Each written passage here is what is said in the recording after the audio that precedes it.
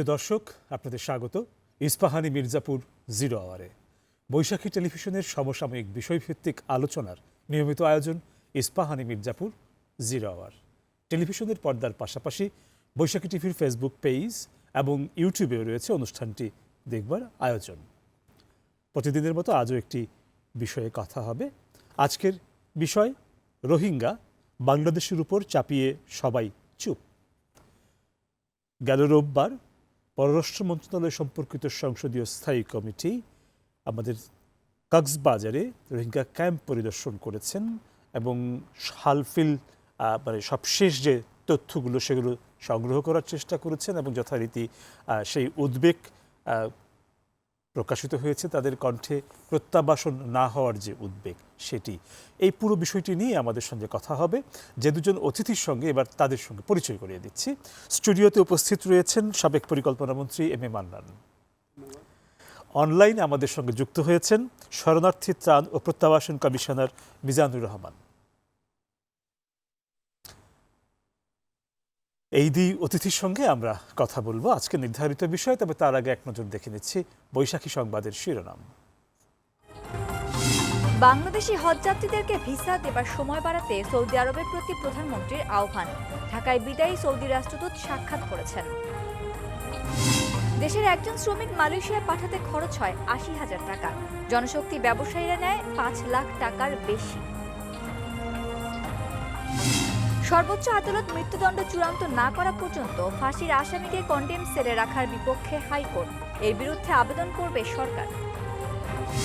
কেউ বিদেশ থেকে এসে বিএনপিকে চাঙ্গা করতে পারবে না, দলটি নেতিবাচক রাজনীতির কারণে নিশ্চিহ্ন হবে বলেছেন ওবায়দুল কাদের।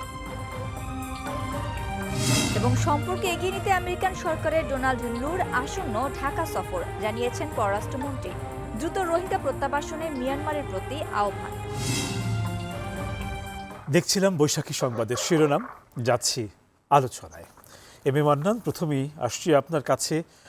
রোহিঙ্গা প্রত্যাবাসন একটি বড় সমস্যা হয়ে রয়েছে বাংলাদেশের জন্য এবং নানা অর্থেই আমাদের দেশে যে আশ্রিত রোহিঙ্গারা যারা আছেন আমাদের জন্যে বোঝা হয়ে দাঁড়িয়েছে।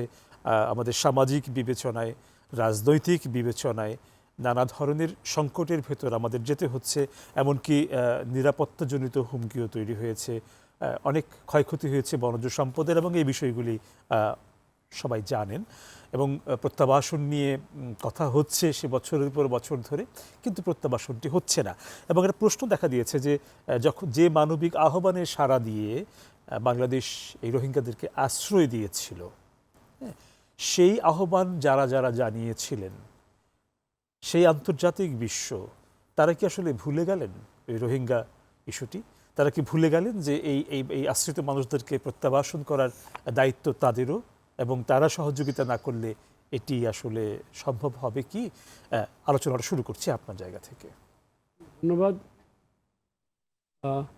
প্রথমে বলা ভালো, আমি কিন্তু এখানে ব্যক্তিগত পরিচয়ে কথা বলবো। আমি বাংলাদেশ আওয়ামী লীগের দলের বা সরকারে যেহেতু কাজ করছি না এই মুহূর্তে, সুতরাং সরকারের নীতি অবস্থান থেকে আমার কিছু বলার এখানে অধিকার নেই, বলবো না আমি। তবে সম্পূর্ণ আমার নিজের অভিজ্ঞতার আলোকে যেরকম বলতে পারি, এবং এখানে এক্সপার্টরা আছেন। ত্রাণ কমিশনার মহোদয় আপনি বললেন, তিনি উদ্যোগ কক্সবাজার থেকে, তিনি আর ভালো বলবেন, পররাষ্ট্র মন্ত্রণালয় ইত্যাদি ইত্যাদি। তো আপনি গেল বছর ঢাকায় একটি সেমিনারে আপনি উদ্বেগ প্রকাশ করেছিলেন এই ইস্যুটি নিয়ে নাগরিক হিসাবে। হ্যাঁ, এবং আমার জানার একটু আগ্রহ যে সেই উদ্বেগটা কমেছে না বেড়েছে, তাহলেই বুঝতে শুরু। না, উদ্বেগ মোটেও কমেনি। তবে আমি মোটেও অবাক নই। আপনি যে কথা বলেন যে আন্তর্জাতিক মহল কি ভুলে গেছে কিনা, এটা নতুন কিছু নয়। বর্তমান যে বিশ্ব ভূ রাজনীতির বা বিশ্বের যে মোড়ল রাষ্ট্রগুলোর, পশ্চিম এবং উত্তরের মোড়ল রাষ্ট্রগুলো যেভাবে তারা তাদের আধিপত্যবাদ প্রচার করছে সর্বত্র, প্রতিটি এলাকায় সুযোগ মতো যে সকল বিষয়ে বেরিয়ে আসে, যেমন আমাদের এই রোহিঙ্গাদের একটা বিষয় আমাদের প্রতিবেশী মিয়ানমারের সঙ্গে, অথবা আরও আপনি কয়েক জায়গায় আমি নাম বলতে পারি, মধ্যপ্রাচ্যে এই মুহূর্তে গরম একদম ইস্যু আছে, দিনরাত আমরা দেখছি। এইরকম আরও কোনো কোনো জায়গায় স্মোল্ডারিং ইস্যু আছে। এইগুলা সমাধান করতে পারে না এটা বলা ঠিক হবে না, পারবে কিন্তু তারা করবে না। তাদের নিজস্ব এজেন্ডা লং টার্ম আছে। তারা তাদের প্রধান কাজ এই মুহূর্তে আমি যেটা বলি মোটা থাকে, পৃথিবীর উপরে যে তাদের যে আধিপত্যের যে একটা আছে, কি বলবো, প্রভাব আছে, এইটাকে তারা সংহত করতে চায়। কে না চায়? তারা অবশ্যই চায়, এবং এটা তারা দীর্ঘস্থায়ী করতে চায়। ওইটাকে সুরক্ষা করে যদি কিছু ভালো ওখানে পুণ্যের কাজ করা যায়, মন্দ কি? যেমন পুণ্যের কাজ তারা মধ্যপ্রাচ্যে করে মাঝে মাঝে। একদিকে তারা অস্ত্র সরবরাহ করে, আবার অন্যদিকে ত্রাণ সরবরাহ করে একই সময়ে, চোখের সামনে আমরা দেখছি। এরকম আরও অনেক জায়গা আছে। আমাদের মহান মুক্তিযুদ্ধের সময় আমাদের বিরুদ্ধে যারা ছিল তাদেরকে অস্ত্র দিয়েছে অনেকে, আবার আমাদের প্রতি তাদের দেশের মানুষের স্নেহ প্রকাশ পেয়েছে। এগুলা নিত্য নৈমিত্তিক এই পৃথিবীতে হচ্ছে। এর মূল জায়গাটা কোথায়? মূল জায়গাটা নৈতিক নয়, মূল জায়গাটা হলো নিজের দেশের স্বার্থ, আমার দেশের স্বার্থ। এবং এইখানে আরও বেশি করে স্বার্থটা, যেহেতু তাদের প্রাধান্যটা প্রতিষ্ঠিত, এই সময়ে এটাকে ধরে রাখা। যদিও এটা বলা উচিত, এইটা কিন্তু আন্ডার চ্যালেঞ্জ। 50 বছর আগে, 60 বছর আগে তাদের যে আধিপত্যের যে, এটা কিন্তু ধীরে ধীরে ধীরে ধীরে কমছিল, বোঝা যায়। এটা ধরে রাখতে চাবে। আমাদের নেক্সট প্রশ্ন, কিন্তু তাদের মনোযোগটা সরে যাওয়াতে আমাদের তো নাভিশ্বাস অবস্থা। নাভিশ্বাস। গেল বছর আমাদের ছিল 9.5 কোটি টাকার মতন আমাদের চাওয়া ছিল রোহিঙ্গা ইস্যুতে, আমরা এর অর্ধেক পেয়েছি। তো আমাদেরকে তো এই ব্যয়গুলো আমাদেরকে নির্বাহ করতে হয়, সেই জায়গা থেকে আমরা আর্থিকভাবে খুব ঝুঁকির ভিতরে পড়ি। অবশ্যই আমি অবাক নই। শুনেন, এটা তো হলো রোহিঙ্গা।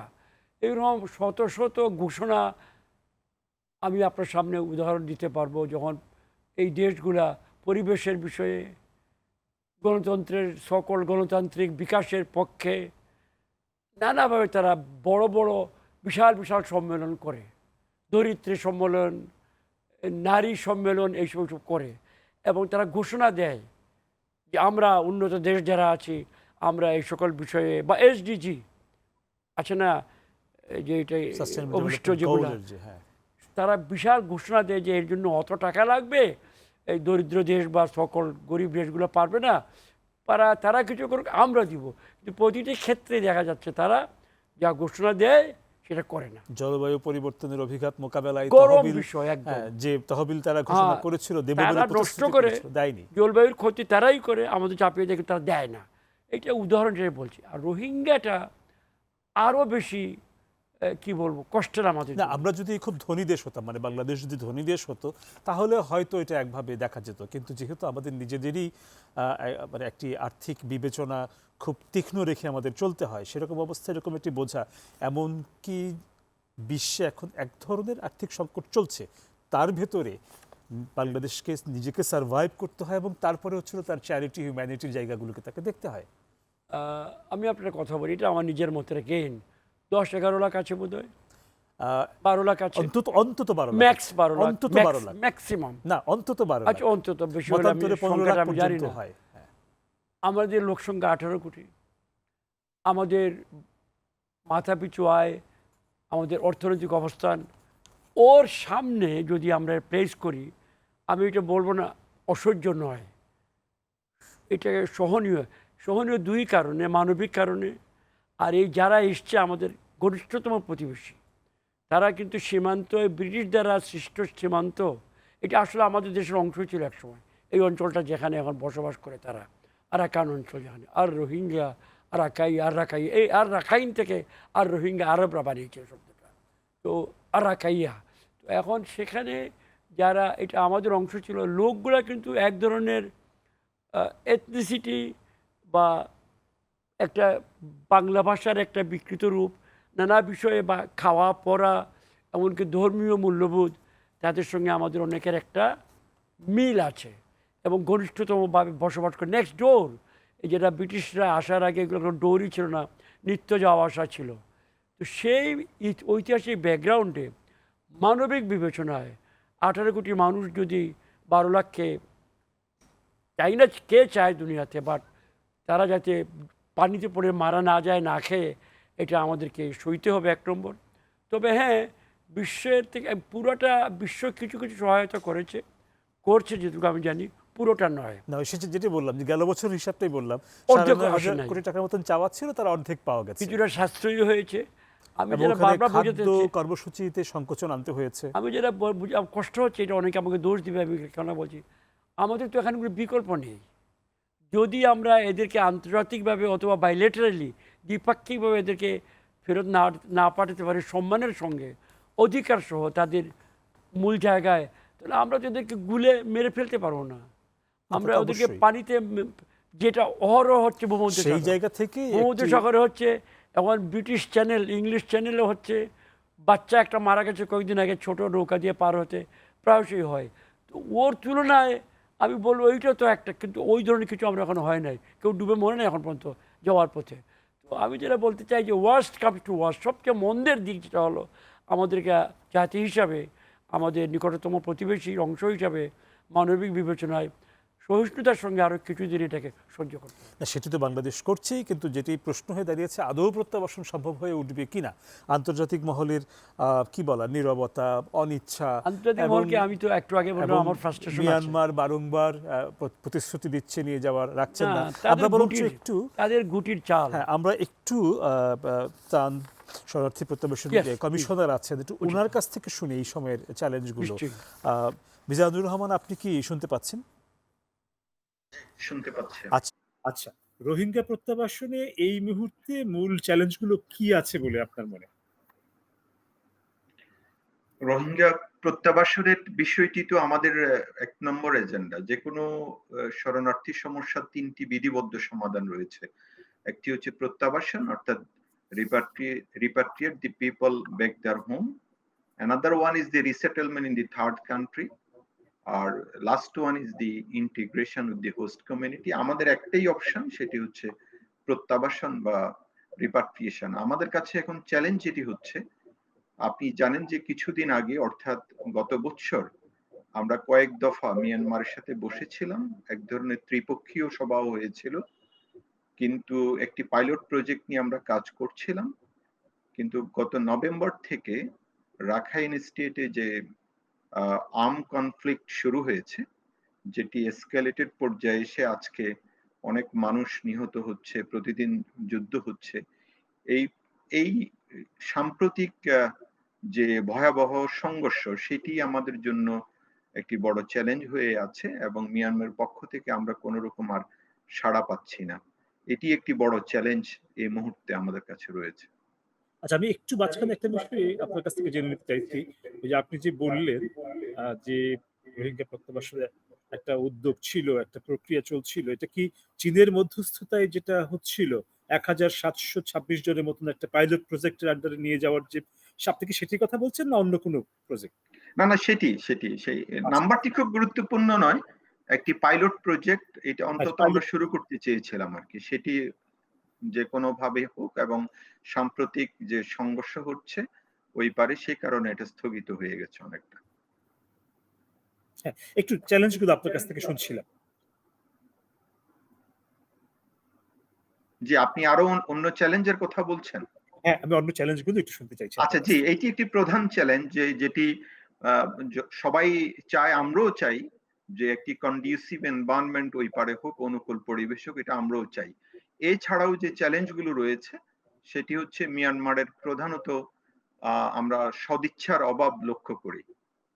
আপনি জানেন যে আমরা ২০১৮ সালে ৮,১৮,০০০ রোহিঙ্গার ফ্যামিলি ট্রির আন্ডারে ডেটা তৈরি করে মিয়ানমারকে হস্তান্তর করি আমাদের পররাষ্ট্র মন্ত্রণালয়ের মাধ্যমে, এবং তারা ভেরিফাই করে এই তালিকাগুলো আমাদেরকে ফেরত দেওয়ার কথা। বিগত ৭ বছরে, প্রায় ৭ বছরে তারা মাত্র ১ লক্ষ রোহিঙ্গার ডেটা ভেরিফাই করেছে, যেটিকে তারা আবার ৩টি ভাগে বিভক্ত করেছে। প্রথম ভাগের নাম দিয়েছে তারা যে people found in this so called registered book. Second of category করেছে তারা not found in the registered book, and third category করেছে টেরোরিস্ট। সো আমরা পর্যালোচনা করে দেখেছি যে একই পরিবারের যদি ৭ জন সদস্য থাকে, এই ৭ জনকে ৩ ভাগে ভাগ করা হয়েছে। তার মানে এই পরিবারের কেউই আসলে মিয়ানমারে যেতে পারবে না, এরকম একটি প্রতিবন্ধকতা সো কল ভেরিফিকেশনের নামে তৈরি করা হয়েছে। তো এটি আমার কাছে মনে হয়েছে এই ধরনের তালিকা ভেরিফাই করা এবং এর মাধ্যমে রিপাট্রিয়েশন প্রক্রিয়াকে অনেক বেশি স্লথ করে দেয়া, এর মাধ্যমে মিয়ানমারের অনেকটা সদিচ্ছার অভাব রয়েছে বলে আমার কাছে মনে হয়েছে। বাট যখন আমরা তাদের সাথে আলোচনায় বসি, তারা বলে তাদেরকে নিয়ে যাবে, কিন্তু আমরা প্রকৃত পক্ষে তেমন কোনো মানে আপনাকে দেখানোর মতো কোন রকম অগ্রগতি আমরা পাইনি। এটি একটি বড় সমস্যা। আর যে সমস্যাটি রয়েছে আপনি কিছুক্ষণ আগে বলছিলেন যে আন্তর্জাতিকভাবে যে চাপটি মিয়ানমারের উপর আসার কথা, আমি আমি ব্যক্তিগতভাবে এবং আমার মনে হয় আপনারা সবাই একমত হবেন, সেরকম কোনো চাপ মিয়ানমারের উপর পড়েছে এটি অন্তত আমার কাছে মনে হয়নি আর কি। সেটি একটি বড় চ্যালেঞ্জ। আর রোহিঙ্গাদের ভেতর থেকে আপনি যদি প্রশ্ন করেন তারা তাদের দেশে ফেরত যাবে কিনা, সবাই বলে ফেরত যাবে, কিন্তু যখনই আপনার এটি আলোচনার পর্যায়ে চলে আসে যে হ্যাঁ ফেরত যাওয়ার দিন তারিখ, তখন তারা তাদের দাবিগুলো নিয়ে আসে সামনে, যে আমাদের নাগরিকত্ব, আমাদের সেখানকার বাসস্থান, আমাদের জমি জেরাত এগুলো ফেরত দেওয়ার বিষয়গুলো আসে। কিন্তু মিয়ানমারের সাথে যখন আমরা দ্বিপক্ষীয় ভাবে বসেছি বা বিভিন্ন ভাবে রোহিঙ্গাদের নিয়েও, রোহিঙ্গাদেরকে তাদের সাথে বসিয়ে দিয়েছিলাম, সেই সব বৈঠকে আমরা খেয়াল করেছি মিয়ানমার তাদের জমি ফেরত দেয়া, তাদের প্লেস অফ অরিজিন যেগুলো সেগুলোতে যেতে দেয়া এবং তাদের নাগরিকত্বের বিষয়ে কোনো সদুত্তর দিচ্ছে না, কোনো পজিটিভ কোনো দৃষ্টিভঙ্গি তারা পোষণ করেনি। সেটি একটি বড় চ্যালেঞ্জ বলে আমি মনে করি। আর সার্বিকভাবে যেটি আমি প্রথমেই বলেছি যে নিরাপত্তার অভাব কি একটি গুরুত্বপূর্ণ বিষয় হয়ে দাঁড়িয়েছে এখন যুদ্ধ পরিস্থিতির কারণে। এখানে আমরা যখন প্রত্যাবাসন নিয়ে কথা হয়, আলোচনা হয়, দেখি যে নিরাপদ সম্মানজনক প্রত্যাবাসনের ব্যাপারটি চলে আসে এবং এই দুটো বিষয় নিশ্চিত না হলে যারা আছেন এখানে আশ্রিত তারা যাওয়ার ব্যাপারে অনাগ্রহ দেখান। মিয়ানমারে আপনি যেটা বললেন এখন, যে মিয়ানমারের পক্ষ থেকে এই দুটি বিষয়ে মানে অতটা উৎসাহব্যঞ্জক কোনো প্রতিক্রিয়া পাওয়া যায় না, কিন্তু এখানে মধ্যস্থতা করছে যে দেশটি চীন, হ্যাঁ, তাদের এই মুহূর্তে অবস্থানটা কি? মিয়ানমারের অভ্যন্তরীণ সংঘাতের প্রেক্ষিতে না হয় এই মুহূর্তে মিয়ানমারের সঙ্গে বাংলাদেশের যোগাযোগটা না হয় একটু দুর্বল হয়ে আসলো, কিন্তু মধ্যস্থতাকারী হিসেবে চীনের জায়গাটা কি মনে হয় এখন? সক্রিয়তার জায়গাটা কি আগের মতোই আছে, না সেটিও কমে গেছে?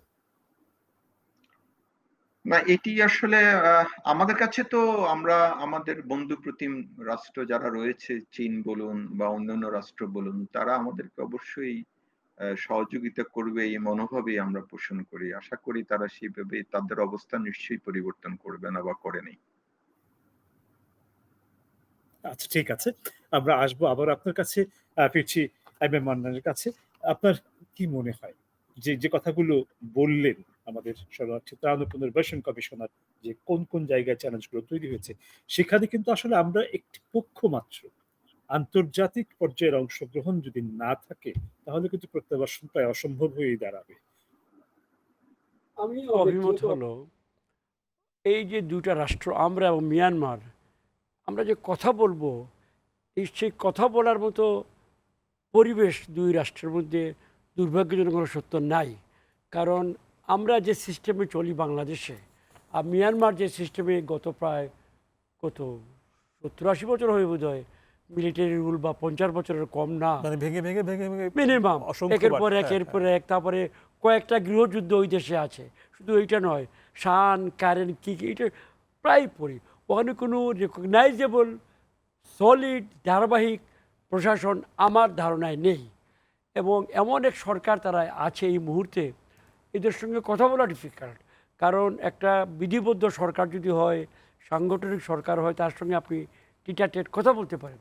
এদের এই যেমন এখন কোথায় আপনি রোহিঙ্গা, নতুন করে ওদের সিপাহীরা এসে আমাদের দেশে উঠছে, প্রায় পেপারে পড়ে না আমরা 200, 250, 100 আশ্রয় নিচ্ছে এসে। বর্ডার ফোর্স টোর্স আসে, এদেরকে খাওয়াইয়া পরে রেখে আবার ফেরত দেওয়া, মানে মরার উপরে খাড়ার গা শব্দ আর কি।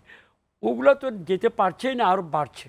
এবং তারা যে কথা বলবে ওই সরকারটা, যেটা কমিশনার সাহেব বললেন যে এগ্রিমেন্ট কি জানি চীনাদের মধ্যস্থতায় একটা পাইলট প্রকল্প হাতে নেওয়া হয়েছিল, হ্যাঁ। শুনেছি আমি।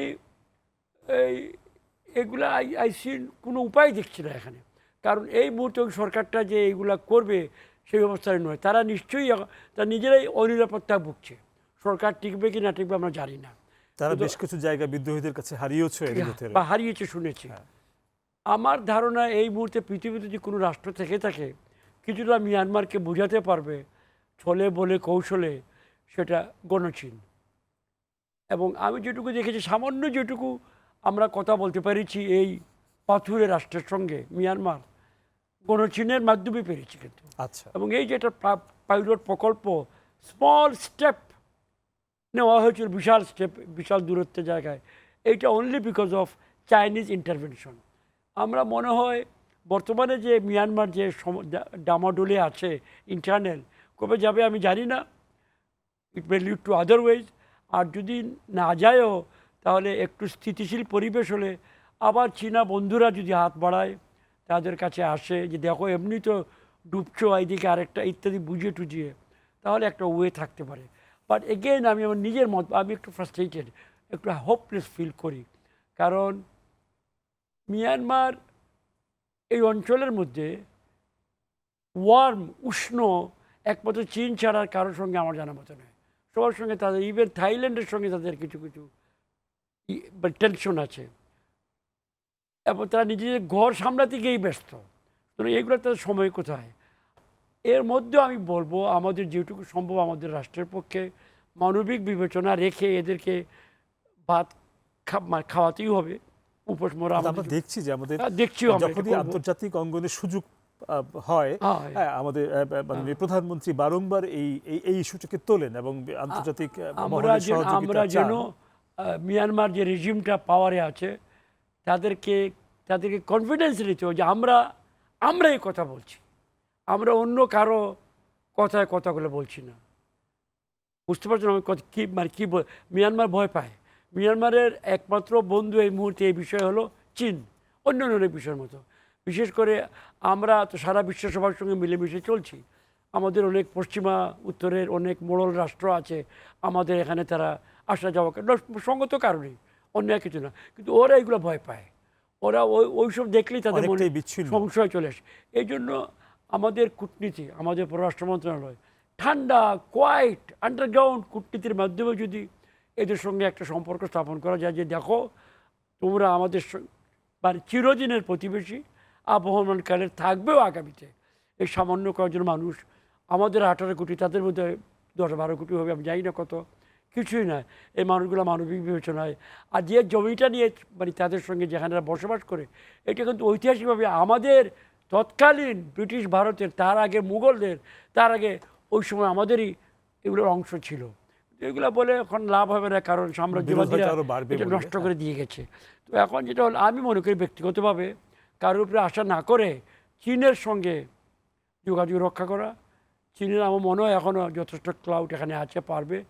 আর মিয়ানমারকে সরাসরি ওদেরকে নিশ্চিত করা যে দেখো আমরা অন্য কারো খেলা খেলছি না, আমরা আমাদের খেলা খেলছি, আমাদের সার্বভৌম অধিকারে, তোমরা আমাদের আজীবনের প্রতিবেশী থাকবে, চলো আমরা এটা সমাধান করি। এরকম ধীরে ধীরে যদি আমাদের বিরতির সময় হয়ে গেল, ফিরবো আবার আপনাদের কাছে বিরতির পর। প্রিয় দর্শক, ইস্পাহানি মির্জাপুর 0 আওয়ারে এখন একটা বিরতি, ফিরবো কিছুক্ষণের ভেতর, আশা করি সঙ্গী থাকছেন।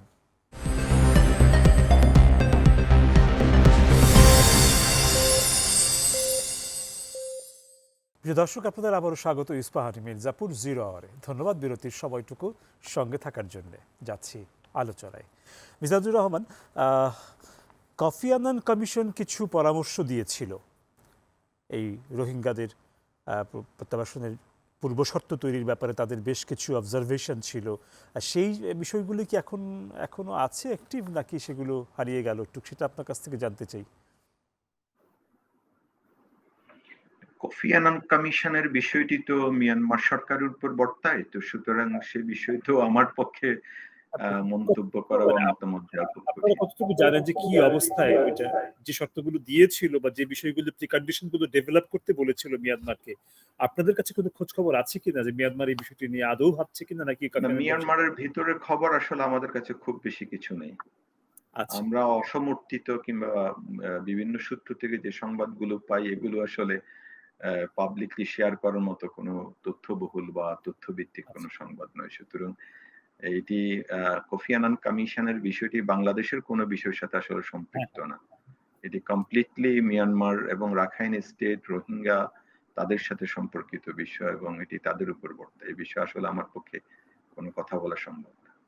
আচ্ছা, এখন এই আমাদের যে আশ্রয় শিবিরগুলো আছে, এই আশ্রয় শিবিরগুলোতে আমরা বেশ কিছু সমস্যার কথা সবসময় আমরা শুনতে পাই। হ্যাঁ? যেমন এর ভেতরে একটা হচ্ছে ধরেন মাদক ব্যবসার কথাটা, মাদক পাচারের ব্যবসাটা জড়িত থাকার কথা। নিরাপত্তাজনিত কিছু সমস্যার কথা আমরা নিয়মিত শুনতে পাই। সেখানে হত্যার ঘটনা ঘটে, অপহরণের ঘটনা ঘটে, মুক্তিপণ আদায়ের ব্যাপার ঘটে এবং আমরা সেখানে আ আ বেশ কিছু অগ্নিসংযোগের ঘটনা দেখেছি randomly, হ্যাঁ, শতাধিক অগ্নিসংযোগের ঘটনা ঘটে গেছে এবং আধিপত্য বিস্তারকে নিয়ে দ্বন্দ্ব সংঘাত এরকম নানা বিষয়গুলো দেখছি। এই বিষয়গুলোর তীব্রতা কি একটু কমে এসেছে নাকি সেই আমরা যেরকম সবসময় শুনি সেরকমই এখনো আছে? একটু এটিও শুনতে চাই। আপনি ঠিকই বলেছেন যে এই আশ্রয় শিবিরগুলোতে এই ধরনের অপরাধগুলো হচ্ছে এবং হয়েছিল। এর মাত্রা হ্যাঁ, বলতে পারি যে ধরেন কিছুটা নিয়ন্ত্রিত পর্যায়ে রয়েছে। আ কিন্তু একটি বিষয় সম্ভবত আ আমাদের সবারই এ জানা রয়েছে যে এই যে মানুষগুলো এখানে এসে আশ্রয় নিয়েছে, মাননীয় প্রধানমন্ত্রী যাদেরকে ২০১৭ সালে অনেকটা প্রাণ রক্ষার জন্য, তাদের জীবন রক্ষার জন্য এখানে আশ্রয় দিয়েছেন। এই মানুষগুলো কিন্তু আ আমাদের মতো স্বাভাবিক মানুষ নয়। এদের জেনারেশন আফটার জেনারেশন তারা এক ধরনের রাষ্ট্র পরিচালিত ভায়োলেন্স এর শিকার হয়েছেন। এখানে যারা যুবক রয়েছে তাদের অনেকেই আ আ তাদের পিতামাতা হত্যার সাক্ষী এবং কিংবা তাদের বোন কিংবা তাদের মা রেপ হওয়ার প্রত্যক্ষদর্শী।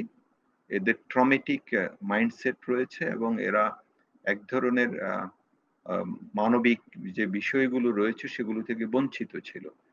তাদের যে basic fundamental rights, human rights যেগুলো ছিল, বেসিক যে সার্ভিসেস গুলো ছিল এগুলো থেকে ডিপ্রাইভ ছিল যুগের পর যুগ।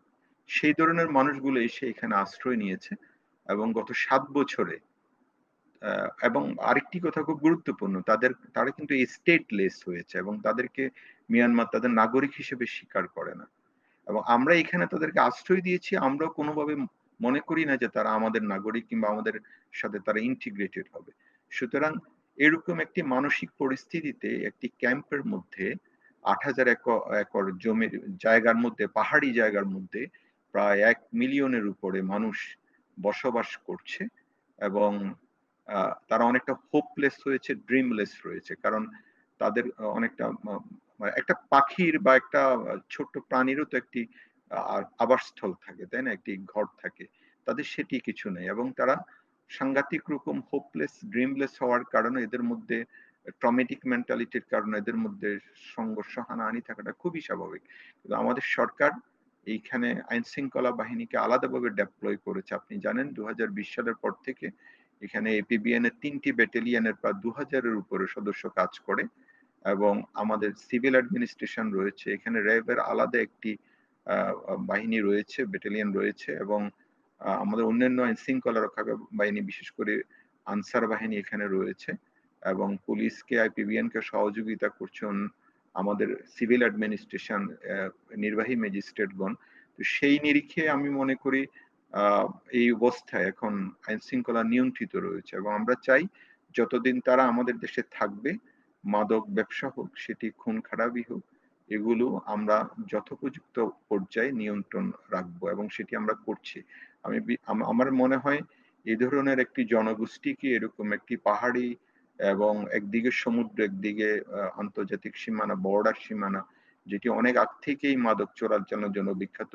এই অবস্থায় এই ধরনের লোকগুলোকে রেখে তাদেরকে নিয়ন্ত্রিত রাখা আইন শৃঙ্খলা, এটি একটি অনেক কঠিন চ্যালেঞ্জ।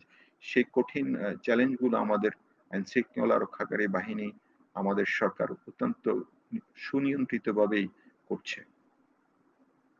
আরো একটি বিষয় জানতে চাই, সেটি হচ্ছে যে ক্যাম্পের বাইরে চলে আসার প্রবণতা। আমরা একসময় দেখেছি যে বাংলাদেশের বিভিন্ন জেলায় এই ক্যাম্প থেকে ছড়িয়ে পড়া রোহিঙ্গাদেরকে গ্রেপ্তার করা হয়েছে। এখনো মাঝে মধ্যে এখানে সেখানে ধরা পড়ছে। তো এই যে বাইরে বেরিয়ে আসার যে প্রবণতা, বা বাইরে বেরিয়ে আসার যে ঘটনাগুলো সেগুলোর পরিমাণ কি কমেছে কিনা সেটাও একটু জানতে চাইছি আপনার কাছে। না, যতই দিন যাচ্ছে বাইরে আসার প্রবণতা বাড়ছে। কারণটা হচ্ছে আপনি জানেন যে আন্তর্জাতিক সহযোগিতা কমছে। আপনি যেটি প্রথমেই বলেছেন এবং ফুড সাপোর্ট যেটি WFP দেয়, যেটি গত বছর ২ দফায় আপনার রেশন কার্ড করে ১২ থেকে $10, $10 থেকে $8 নামানো হয়েছিল এবং গত জানুয়ারিতে এটি আবার $10 উন্নীত করা হয়েছে। $10 মানে হচ্ছে আপনার বাংলাদেশী টাকা ১১০০ থেকে ১২০০ টাকা এবং এটি তার পুরো মাসের ৩ বেলা যদি সে খায় ৯০ বেলা খাবারের মূল্য দেয়া হয়েছে। যে যদি আসলে প্রতি বেলা খাবারের দাম পড়ে ১২ টাকা, যে ১২ টাকা দিয়ে ধরুন একটি কলাও পাওয়া যায় না কিংবা একটি ডিমও পাওয়া যায় না। তো যখন এরকম একটি পরিস্থিতি দাঁড়ায় এবং তখন এই মানুষগুলো তারা ক্যাম্প থেকে বেরিয়ে আসার প্রচেষ্টা চালায় এবং তারা কাজের খোঁজে এবং আপনার তাদের জবের জন্য, তাদের খাবারের জন্য বেরিয়ে যায় এবং এতে যেটি হচ্ছে আমাদের স্থানীয় জনগণ যারা রয়েছে উখিয়া, টেকনাফ, বৃহত্তর কক্সবাজার, ইভেন চট্টগ্রাম, এই এলাকায় মানুষের উপর একটি অসম্ভব প্রেসার তৈরি হয়েছে। বিশেষ করে নিম্ন আয়ের মানুষ যারা দিনমজুর, তারা তাদের উপর তাদের চাকরিগুলো এই রোহিঙ্গাদের কাছে হারিয়ে যাচ্ছে। তো সেই জন্য ক্যাম্পের যে প্রবেশ পথ আছে সেই প্রবেশ পথগুলোতে আমাদের পুলিশ বাহিনী পাহারা দেয়, কিন্তু তারপরও যেহেতু কাঁটাতারের বেড়া দেওয়া হয়েছে চারিদিকে, কিন্তু যেহেতু এগুলো আসলে মানুষকে আসলে এইভাবে বেঁধে রাখা তো অনেক কঠিন কাজ এবং এটি যদি অল্প সংখ্যক মানুষ হতো একটা কথা ছিল, এটি তো ধরেন লক্ষ লক্ষ মানুষ। তো সেই ক্ষেত্রে আমাদের পুলিশ বাহিনী সহ আমাদের প্রশাসন অনেক চেষ্টা চালাচ্ছে তাদেরকে নিয়ন্ত্রিত রাখতে, কিন্তু সবসময় এটি সম্ভব হয়ে উঠছে না। বাট আমরা চেষ্টা করছি। আরেকটি বিষয় হচ্ছে তাদের ভাষা, তাদের চেহারা, তাদের গায়ের রং, এটি অনেকটাই আমাদের এই এলাকার মানুষের কাছাকাছি হওয়ার কারণে সেটি অনেক কঠিন হয়ে পড়েছে আমাদের পক্ষে নিয়ন্ত্রণ করা। তো আমরা আশা করছি খাদ্য সাহায্য যদি আরো বাড়ে এবং বাড়বে বলে আমরা আশা করছি, কারণ সাম্প্রতিক সময় বিভিন্ন ডেলিগেট আসছেন, বিশেষ করে রোমে যিনি মার্কিন যুক্তরাষ্ট্রের রাষ্ট্রদূত, যিনি ফুড সিকিউরিটি দেখেন, তিনি ৪ দিন ধরে এখানে কক্সবাজারে আপনার সফর করে গেছেন, আমাদের সাথে সভা করেছেন। আমরা তাকে কনভিন্স করার চেষ্টা করেছি হোপফুলি যে WFP এর ফুড সিকিউরিটি, ফুড সাপোর্ট কিছুটা বাড়বে এবং সেটি বাড়লে হয়তো এটি আরো নিয়ন্ত্রণ করা যাবে। তবে যদি রিপাট্রিয়েশন না হয়, প্রত্যাবাসন না হয়, আসলে এটি নিয়ন্ত্রণ করা অনেক কঠিন হয়ে পড়বে ভবিষ্যতে। ধন্যবাদ মিজানুর রহমান, আবারও আসবো আপনার কাছে। যাচ্ছি মান্নান আপনার কাছে। সমস্যাগুলোর নানা দিক শুনলাম মিজানুর রহমানের কাছ থেকে। নিশ্চয়ই মানবিক বিবেচনা বাংলাদেশ রাখবে, বাংলাদেশ রেখেছে, কিন্তু বাংলাদেশকে উদ্বিগ্ন হতে হচ্ছে, ভাবতে হচ্ছে তার নিজের সমস্যাগুলোর জন্য তাকে ভাবতে হয়। মানে আপনি দুয়ার খুলে দিয়েছেন, কিন্তু আপনি যদি আপনার ঘর না ভাবেন তাহলে তো সেটা আরেকটা নয়া সংকট তৈরি করবে। সুতরাং আপনার ঘরের কথা আপনাকে ভাবতে হয়। সেই জায়গা থেকেই এই যে সমস্ত সমস্যাগুলো আমরা শুনলাম, যে মিজানুর রহমান বললেন একদম প্রায়োগিক অভিজ্ঞতার ভিত্তিতে, এবং আমরা জানি, আপনিও জানেন যে কী কী ধরনের সমস্যা বাংলাদেশকে ফেস করতে হচ্ছে সামাজিক ক্ষেত্রে। হ্যাঁ, রাজনৈতিক ক্ষেত্রে হয়তো এখনও অতটা হয়নি, সামাজিক ক্ষেত্রে খুব হচ্ছে। এমনকি আমাদের পরিবেশ, প্রতিবেশ, এখানে আমরা অনেক ক্ষয়ক্ষতির শিকার হয়েছি। তো এই জায়গাগুলিতে আসলে আমাদের কি মানে পদক্ষেপটা কি মনে হয় আপনার? দুইটাই এসিমেট্রি। সরকার, আমাদের সরকার একটু আগে বলছিলাম, ওদের সরকার একদম আবদ্ধ সামরিক এবং নানা ধরনের গোষ্ঠীতান্ত্রিক সরকার। মিয়ানমারের কোনো আমাদের মতো একটা নিয়মতান্ত্রিক সরকার নয়। তো ওইটা একটা এসিমেট্রি, অমিল। আবার উনি যেটা বললো, ওদের সমাজটাও কিন্তু আমাদের এই পারে যে বাঙালি সমাজ আছে ওর সঙ্গে যদিও চেহারা মিল হয়ে একটা ভাষার মিলও আছে, হয়তো ফেইথের ব্যাপার এখানে আছে, কিন্তু বিধিবদ্ধতা ক্ষেত্রে তারা কিন্তু একটা অসংলগ্ন, যদি বলি একজন বাংলা কী বলবো, একটা আনঅর্গানাইজড মানে একটা সমাজ ও প্যারা যারা ছিল। কেন? ওর পেছনে কারণ আছে। এরা কিন্তু পারিয়া নিজের দেশে, বার্মিজরা কখনো মিয়ানমার নোবেল প্রাইজ পেলেন অং সান, মানবতার জন্য সারা বিশ্বে মানবতাবাদী নেত্রী, সেই অং সান সুচি কখনো রোহিঙ্গাদের পক্ষে কোনো মানবতাবোধ সম্পন্ন একটা মন্তব্য করেন নাই। তাদের প্রতি কোনো স্নেহ বা কোনো যেটা বলা হয় প্রকাশ করা, সিম্প্যাথি করেন নাই দেখেন। সুতরাং আমি যেটা বলছি যে এই লোকগুলা সামাজিকভাবে একটা বার্মিজ সমাজ আমাদের সমাজ দুটার থেকে নিচে, আনঅর্গানাইজড, আর সরকারও এখানে খুব ডিফিকাল্ট। এই জন্য আমি যেটা বলছিলাম প্রথম থেকে বলে আসছি, অন্যের দিকে তাকিয়ে খুব ফায়দা হবে না। অন্যরা তাদের নিজস্ব এজেন্ডা আছে, যখন মিলবে তখন অ্যাকশন নেবে। মানে আপনি বারবারই চাইছেন যে যেন সরাসরি মিয়ানমারের আমরা সঙ্গে একটি নিজেরা ওদের আলোচনার সঙ্গে ভিত্তিতে। একটা জায়গায় আসতে হবে, কারণ প্যালেস্টিনিয়ানরা কত বছর যাবৎ আমরা আমাদের আলোচনাটা চালিয়ে যাবো, একটা বিরতির সময় না, হয়ে গেছে নিশ্চয়ই। আবারও, তারপর ফিরে এসে হ্যাঁ, কথা নিশ্চয়ই, বলছি। নিশ্চয়ই। প্রিয় দর্শক, সময় হয়ে গেছে আরও একটা বিরতির, ফিরবো কিছুক্ষণের ভেতর, আশা করি সঙ্গেই থাকছেন।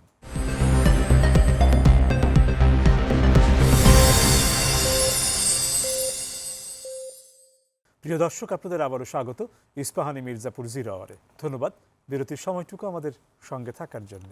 এম এ মান্নান, ফিরছি আপনার কাছে। আপনার কথার মাঝখানে আমরা বিরতিতে গিয়েছিলাম। আপনি বলছিলেন যে আসলে দুটি দেশের Bilateral যেটা বলে, সরাসরি। হ্যাঁ হ্যাঁ, কিন্তু এখানে একটা কথা আছে। আমাদের পররাষ্ট্রমন্ত্রী রোববার দিন তিনি বলেছিলেন যে মিয়ানমারের কথা এবং কাজে খুব অমিল রয়েছে, যে কারণে সমস্যা হয়। তো যদি অপরপক্ষের কথা এবং কাজে অমিল থাকে, তাহলে কিন্তু তৃতীয় পক্ষকে ডাকা ছাড়া কোনো উপায়ও থাকে না। আপনি কি বলবেন? মাঝে মাঝে তো আবার হঠাৎ আলোর ঝলকানি দেখাও যায়। ওদের মন্ত্রী একজন আসলো, কথাবার্তা বললো 2-3 বছর আগে বোধ হয়। তারপরে জাতিসংঘের লোক মাঝে মাঝে আসে, যায়টায় রিসিভ করে কথা বলে। মাঝে মাঝে তারা কিন্তু বলে, কিন্তু কনসিস্টেন্ট নয়, কারণ তাদের অভ্যন্তরীণ সমস্যা আছে। যে লোক কথা বলে, যে মন্ত্রী বা যে জেনারেল, সে বড় জেনারেলদের কাছে গিয়ে এটা পার করতে পারে না বোধ হয়, এই জন্য আবার তলিয়ে যায়। আরেকটা ফ্যাক্টর আমি আপনার নজরে আনতে চাই, এটা কিন্তু অনেক সময় ওভারলুক করা হয়। ভারত কিন্তু এখানে এটা একটা ইস্যু। ভারতের সঙ্গেও কিন্তু তাদের বর্ডার আছে, এবং শুধু আমাদের এখান দিয়ে ঢুকেছে আর রোহিঙ্গারা ওই দিকেও কিছু ইনক্লুশন হয়েছে বলে খবর আমি পেয়েছি। ভারতের ওখানে কিছু লোক আশ্রয় নিয়েছে এবং ভারতের সঙ্গে তারা সরাসরি কিছু কথা বলছে। আমার মনে হয় ভারতের সঙ্গে কোঅর্ডিনেটেড হয়েছে, সমন্বয় করে ভারতেরও কিছু ইনফ্লুয়েন্স ওভার মিয়ানমার আছে, আমার যেটুকু ধারণা। আবার ভারত যদি স্ট্রংলি চলে আসে, তাহলে চীনের আবার তাদের আবার নিজস্ব সমস্যা আছে। খুব সাবধানে ফুটওয়ার্ক করে ভারতের সঙ্গে রেখে, যেহেতু এই বিষয়টাতে ভারতেরও এক সমস্যা আছে, আই উইল ব্যাঙ্ক, যদি আমার কথা নেন, I will bank on Chinese correction. কারণ at the end of the day বার্মিজদের উপরে বা মিয়ানমারিজদের উপরে এই মুহূর্তে পৃথিবীতে যদি অন্য কোনো সমাজের কিছু ইনফ্লুয়েন্স থাকে, এটা শুধু চীনেরই আছে। এবং এটা আমাদের সঙ্গে এই মুহূর্তে খুব ভালো যাচ্ছে চীনের সম্পর্ক, যতদূর আমার ধারণা। সুতরাং চীন এশিয়ায় নিজেকে কনসলিডেট করতেছে, গ্লোবাল পাওয়ার হচ্ছে।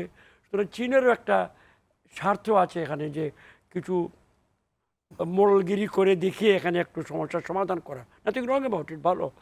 এইটা বোধহয় চীন করতে চায়, কিন্তু ওই যে চীনেরও নিজেরও কিছু মাঝে মাঝে ভয় পায় যে আমাদের পিছে কারা আছে, এইটা নিয়ে তারা একটু চিন্তা করে মাঝে মাঝে। এর জন্য এটা আমাদের পররাষ্ট্র মন্ত্রকের কাজ, তারা এটা নিশ্চয়ই হ্যান্ডেল করতে পারবে। আমরা তো নিশ্চয়ই আশাবাদ রাখবো যে শেষ পর্যন্ত আমরা যেন এখানে একটা সাফল্য পাই, এই সংকটের জন্য একটা সমাধান হয়। আমরা যাচ্ছি একটু মিজানুর রহমানের কাছে। মিজানুর রহমান, ভাষাঞ্চলে স্থানান্তরের একটা প্রক্রিয়া চলছিল গেল বছর, আমরা যেতেও দেখেছি। সেই স্থানান্তরের প্রক্রিয়াটির এখন কি অবস্থা? এটি আমাদের দুর্ভাগ্যজনকভাবে আমাদের যে জাতিসংঘের যে প্রতিষ্ঠানগুলো এখানে ক্যাম্প ম্যানেজমেন্টে আমাদেরকে সহযোগিতা করে, তারা ভাষাঞ্চল রিলোকেশনের ব্যাপারে নিজেরা দায়িত্ব পালন না করে আমাদের উপরেই এই দায়িত্বটি দিয়েছে, এবং আমরা আসলে আমাদের সামর্থ্য অনুযায়ী চেষ্টা করছি। ইতিমধ্যে আমরা 36,000 রোহিঙ্গাকে কক্সবাজার থেকে ভাষাঞ্চলে স্থানান্তর করেছি। স্থানান্তর প্রক্রিয়াটি অত্যন্ত জটিল, কারণ এটি ক্যাম্প থেকে বাছাই করে তারপর গাড়ি করে এনে একটা জায়গায় আনা, সেখান থেকে আরেকটা গাড়ি করে চট্টগ্রাম নেওয়া, সেখান থেকে আবার শিপে করে আপনার ভাষাঞ্চল নেওয়া, সেখান থেকে তাদেরকে আবার রুম অ্যালোকেট করা। এটি শ্রমসাধ্য এবং অনেকটা ব্যয়সাধ্য একটি বিষয়, এবং সেটি আমরা আমাদের মতো করে আমরা চালিয়ে যাচ্ছি। আচ্ছা, এখন আমাদের অনুষ্ঠানের একদম শেষ প্রান্তে দাঁড়িয়ে যদি আপনার সেখানকার প্রায়োগিক অভিজ্ঞতার ভিত্তিতে যদি একটু আসার কথা শুনতে চাই, আপনি কোন জায়গা থেকে সেটা আমাদের শোনাতে পারেন? একটু শুনবো অল্প সময়। আমি আপনার প্রশ্নটি বুঝতে পারিনি। মানে আমরা এই এই সংকটের একটি আপনার যে প্রায়োগিক অভিজ্ঞতা সেই জায়গা থেকে একটু আশাবাদের জায়গা শুনতে চাই, একটু আচ্ছা, ভালো শুনতে চাই। সময় যদিও অল্প, একটু আপনার কাছে যাচ্ছি। না আশাবাদের জায়গা তো আমরা সবসময় রাখি। সেটি হচ্ছে একটি প্রত্যাবাসন প্রক্রিয়া শুরু হয়ে যাওয়া। সেটি যদি শুরু হয়, শুধু আমরা আশাবাদী হব না, রোহিঙ্গারা নিজেরাও আশাবাদী হবে। এবং সেইজন্যে আমরা বিশ্বাস করি আমাদের যে বন্ধু রাষ্ট্র রয়েছেন, আন্তর্জাতিক যে সম্প্রদায় রয়েছেন, জাতিসংঘের যে প্রতিষ্ঠানগুলো আমাদেরকে এখানে মানবিক সহায়তা কাজে সহযোগিতা করছেন, তারা সীমানার ওই পারে মিয়ানমার কর্তৃপক্ষ এবং রাখাইনের যেই সব স্টেক হোল্ডাররা রয়েছেন, স্টেট নন স্টেট, তাদের সাথে কাজ করবেন। এবং কাজ করলে নিশ্চয়ই আমরা একটি সময় ফিরে আসবে যখন রোহিঙ্গাদেরকে তাদের সসম্মানে তাদের দেশে ফেরত দিতে পারবো, এবং সেই প্রত্যাশায় আমরা রয়েছি। ধন্যবাদ মিজানুর রহমান। ধন্যবাদ এম এ মান্নান। আপনাকেও শেষ করছি আজকের অনুষ্ঠান। প্রিয় দর্শক, আপনাদেরকে দীর্ঘ ধন্যবাদ সময় আপনাকে।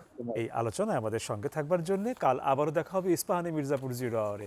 কথা হবে অন্য কোনো প্রসঙ্গে। সে পর্যন্ত ভালো থাকুন, সুস্থ থাকুন, শুভরাত্রি।